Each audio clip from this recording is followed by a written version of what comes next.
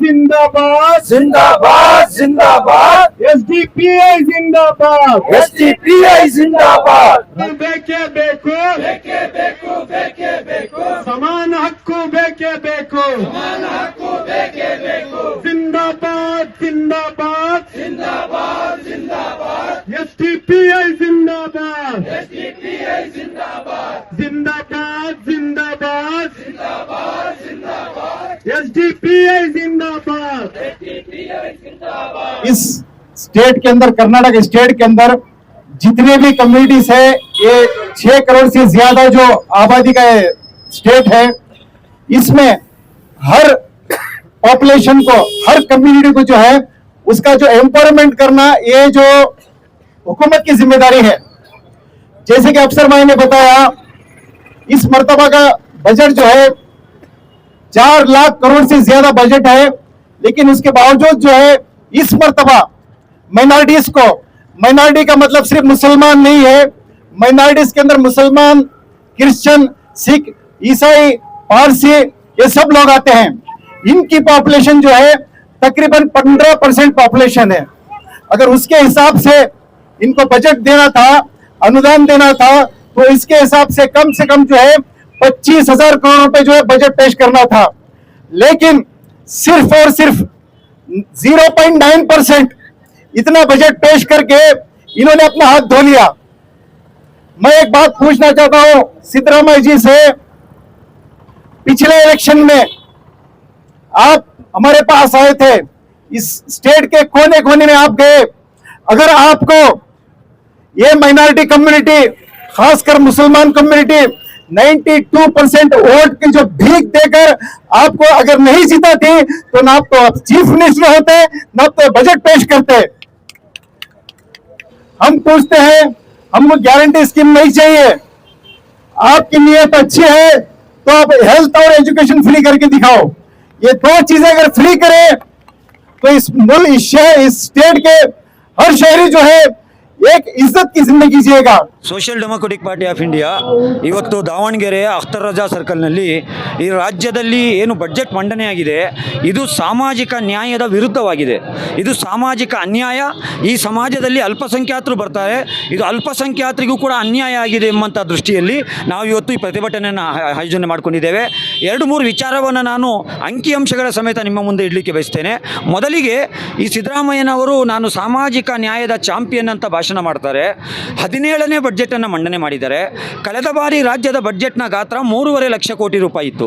ಈ ಬಾರಿ ಬಡ್ಜೆಟ್ನ ಗಾತ್ರ 4,40,000 ಕೋಟಿ ರೂಪಾಯಿ ಬಡ್ಜೆಟ್ ಇದೆ. ಅಂದರೆ ಸರಿಸುಮಾರು ಗಾತ್ರದಲ್ಲಿ 13.28% ಹೆಚ್ಚಾಗಿದೆ. ಆದರೆ ಅಲ್ಪಸಂಖ್ಯಾತರ ಪಾಪ್ಯುಲೇಷನ್ ಕರ್ನಾಟಕದಲ್ಲಿ 17% ಇದೆ. 17% ಇರುವಂಥ ಅಲ್ಪಸಂಖ್ಯಾತರಿಗೆ ನ್ಯಾಚುರಲ್ ಆಗಿ ಬಡ್ಜೆಟ್ನಲ್ಲಿ ಕನಿಷ್ಠ 25,000 ಕೋಟಿ ರೂಪಾಯಿ ಮೀಸಲಿಡಬೇಕಾಗಿತ್ತು. ಬೇಡ ಸ್ವಾಮಿ, 25,000 ಕೋಟಿ ನೀವು ಮೀಸಲಿಡಬೇಡಿ. ನೀವೇ ಕೊಟ್ಟಂಥ ಭರವಸೆ 10,000 ಕೋಟಿ ಕೊಡ್ತೀವಂತ ಹೇಳಿದ್ರಲ್ಲ ಬೀದರ್ನ ಕಾಂಗ್ರೆಸ್ನ ಸಮಾವೇಶದಲ್ಲಿ, ನೀವು ಕೊಟ್ಟಿರುವಂಥ ಬಡ್ಜೆಟ್ ಎಷ್ಟು?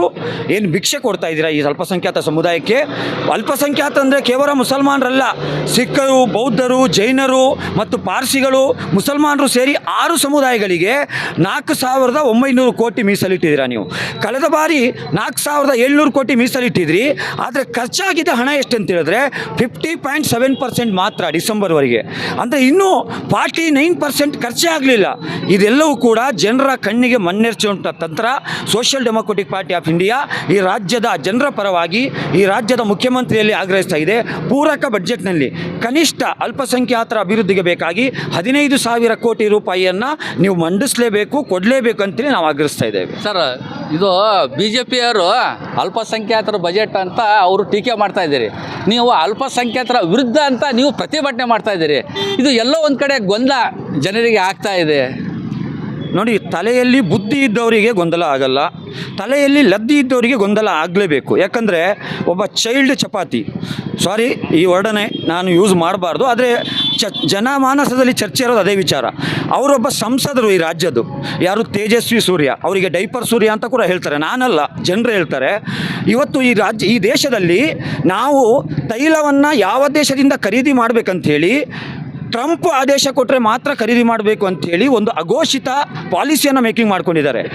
ನರೇಂದ್ರ ಮೋದಿಗೆ ಒಂದು ಪ್ರಶ್ನೆ ಮಾಡಲಿಕ್ಕೆ ತಾಕತ್ತಿಲ್ಲದ ದಮ್ಮಿಲ್ಲದಂಥ ಈ ತೇಜಸ್ವಿ ಸೂರ್ಯ ಅಲ್ಪಸಂಖ್ಯಾತರ ಬಡ್ಜೆಟ್ ಇದು ಹಲಾಲ್ ಬಡ್ಜೆಟ್, ಇದರ ಸಾಬ್ರ ಬಡ್ಜೆಟ್ ಅಂಥೇಳಿ ಅವರು ಕ್ರಿಟಿಸಿಸಮ್ ಮಾಡಿದ್ದಾರೆ. ನೋಡಿ, ಕ್ರಿಟಿಸಿಸಮ್ ಮಾಡಲಿಕ್ಕೆ ಲಾಜಿಕ್ ಇರಬೇಕು. ನಾನು ಕೇಳ್ತಾ ಇದ್ದೇನೆ, ಏನು ತೇಜಸ್ವಿ ಸೂರ್ಯರವರೇ, ಒಂದು ವಿಮಾನದಲ್ಲಿ ಟಾಯ್ಲೆಟಿನ ಬಾಗಿಲು ಯಾವುದು, ಎಮರ್ಜೆನ್ಸಿ ಎಕ್ಸಿಟ್ನ ಡೋರ್ನ ಬಾಗಿಲು ಯಾವುದು ಅಂತ ಅರ್ಥ ಮಾಡ್ಕೊಳ್ಳೋದಂಥ ನೀವು ಈ ರಾಜ್ಯದ 4,40,000 ಕೋಟಿ ರೂಪಾಯಿ ಬಡ್ಜೆಟಲ್ಲಿ ಅಲ್ಪಸಂಖ್ಯಾತರಿಗೆ ಸಿಗಬೇಕಾಗಿದ್ದು 25% ಬಡ್ಜೆಟ್ ಈಗ ಕೊಟ್ಟಿರುವಂಥದ್ದು ಎಷ್ಟು ಗೊತ್ತಾ? 1.9% ಮಾತ್ರ. ಅಂಡರ್ಲೈನ್ ದಿಸ್ ಫಿಗರ್ 1.9% ಮಾತ್ರ. ಹೇಗೆ ಇದು ಸಾಬ್ರ ಬಡ್ಜೆಟ್ ಆಗುತ್ತೆ? ಇದು ಸಾಬರ ಬಡ್ಜೆಟ್ ಅಲ್ಲ, ಇದು ಸಾಬರ ಅನ್ಯಾಯವಾದ ಬಡ್ಜೆಟ್ ಇದು. ಆದರೆ ಬಿ ಜೆ ಪಿಗರ ಜಾಯಮಾನನೇ ಅದು. ಯಾವುದರಲ್ಲೂ ಕೂಡ ಹುಳಿ ಹಿಂಡುವಂಥದ್ದು, ಹಿಂದೂ ಮುಸ್ಲಿಮರನ್ನು ಹೊಡೆದಾಡುವಂತಹ ಪಾಲಿಸಿ ಅವ್ರದ್ದು. ಹಾಗಾಗಿ social democratic party of India ಹೇಳ್ತಾ ಇದೆ. ಅಷ್ಟು ಮಾತ್ರ ಅಲ್ಲ, ಕಳೆದ ಸಾಲಿನಲ್ಲಿ ಅಲ್ಪಸಂಖ್ಯಾತರ ಅಭಿವೃದ್ಧಿಗೆ ಬೇಕಾಗಿ ಅಲ್ಪಸಂಖ್ಯಾತರ ವಿದ್ಯಾರ್ಥಿಗಳಿಗೆ ಸ್ಕಾಲರ್ಶಿಪ್ಪಿಗೆ ಮೀಸಲಿಟ್ಟಂತಹ 337 ಕೋಟಿ ರೂಪಾಯಿಯಲ್ಲಿ ಈ ಬಾರಿ ಸುಮಾರು 75 ಕೋಟಿ ರೂಪಾಯಿ ಕಳ್ಳತನ ಮಾಡಿದ್ದಾರೆ. ಇದು ಅಲ್ಪಸಂಖ್ಯಾತರ ಹಣವನ್ನೇ ಕಳ್ಳತನ ಮಾಡಿರುವಂಥದ್ದು. ಅದೇ ರೀತಿ ಸ್ಲಮ್ ಡೆವಲಪ್ಮೆಂಟ್, ನಗರ ಪ್ರದೇಶದಲ್ಲಿರುವಂತಹ ಅಲ್ಪಸಂಖ್ಯಾತರ ಕಾಲೋನಿ ಡೆವಲಪ್ಮೆಂಟಿಗೆ 50 ಕೋಟಿ ರೂಪಾಯಿ ಲಾಸ್ಟ್ ಬಡ್ಜೆಟ್ಸಲ್ಲಿ ಅಲಾಕೇಟ್ ಆಗಿತ್ತು. ಈ ಬಡ್ಜೆಟಲ್ಲಿ ಕೇವಲ 25 ಕೋಟಿ ಅಲಾಕೇಟ್ ಮಾಡಿದ್ದಾರೆ. ಅಲ್ಲಿ 25 ಕೋಟಿ ಕಳ್ಳತನ ಆಗಿದೆ. ಹುಬ್ಬಳ್ಳಿ ಮತ್ತು ಈಗ ಗುಲ್ಬರ್ಗಾದಲ್ಲಿ ಹಜ್ ಭವನ ಸ್ಥಾಪನೆ ಮಾಡಬೇಕಂತ ಘೋಷಣೆ ಆಗಿದೆ. ಇದರ ಬಗ್ಗೆ ಏನು ಹೇಳಕ್ಕೆ ಇಷ್ಟಪಡ್ತೀರಾ? ಸರ್, ಹಜ್ ಭವನ ಬೆಂಗಳೂರಿನಲ್ಲಿ ಪ್ರಾರಂಭ ಆಗಿ 5 ವರ್ಷ ಪಾಳು ಬಿದ್ದಿತ್ತು. ಇಸ್ಪೀಟಿನ ಅಡ್ಡೆಯಾಗಿತ್ತು, ಶರಾಬಿನ ಅಡ್ಡೆಯಾಗಿತ್ತು, ಅಲ್ಲಿ ಪೋಲಿ ಹುಡುಗರ ಜೂಜುವ ಕೇಂದ್ರ ಆಗಿತ್ತು. ನಂತರ SDP ಮನವಿ ಕೊಟ್ಟ ನಂತರ ವಕ್ಫ್ ಕಮಿಟಿಯವರು ಅಲ್ಲಿ ಒಂದು ಇನ್ಸ್ಟಿಟ್ಯೂಷನ್ ಅಂದರೆ UPSC KPS ಟ್ರೈನಿಂಗ್ಗೆ ಬೇಕಾಗಿ ಯುಟಿಲೈಸ್ ಮಾಡ್ಕೊಳ್ತಾ ಇದ್ದಾರೆ. ಇಡೀ ರಾಜ್ಯದಲ್ಲಿ ವರ್ಷದಲ್ಲಿ ಒಮ್ಮೆ ಮಾತ್ರ ಕೆಲವು ಮಂದಿಗಳು ಹಜ್ಜಿಗೆ ಹೋಗುವಂಥದ್ದು. ಅವರಿಗೆ ಬೇಕಾದಂಥ ಒಳ್ಳೆಯ ಒಂದು ಭವನ ಬೆಂಗಳೂರಿನಲ್ಲಿ ಇದೆ. ಹುಬ್ಬಳ್ಳಿಯಲ್ಲಿ ಕೊಡಲಿಕ್ಕೆ ನಮ್ಮದೇನು ಅಭ್ಯಂತರ ಇಲ್ಲ. ಆದರೆ ಆ ಹಜ್ ಭವನಕ್ಕೆ ನಾವು 5 ಕೋಟಿ 10 ಕೋಟಿ ಅನುದಾನ ಕೊಟ್ಟಿದ್ದೀವಿ ಅಂಥೇಳಿ ಇಡೀ ರಾಜ್ಯದ 1 ಕೋಟಿ ಅಲ್ಪಸಂಖ್ಯಾತರ ಕಣ್ಣಿಗೆ ಮಣ್ಣೆರಚುವಂಥ ತಂತ್ರ ಮಾಡಬೇಡಿ.